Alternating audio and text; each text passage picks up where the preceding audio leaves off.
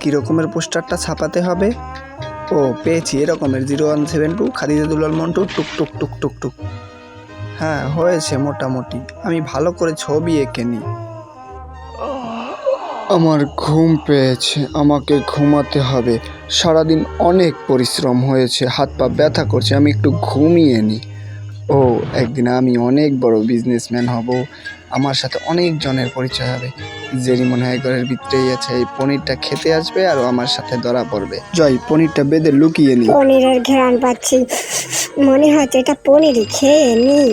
ওরে বাবা, বেজে উঠেছে। জেরিকে পেয়ে গেছি, এবার তোমাকে চোখ বেঁধে দিলাম, না তুমি সিগারেট খাও। এ রে বাবা, এটা কি হয়ে গেল? আমার পিঠের উপরে পড়লো। ওরে বাবা, এটা জেরির পিঠের উপরে পড়ার ছিল, আমি তো বক্স হয়ে গেলাম।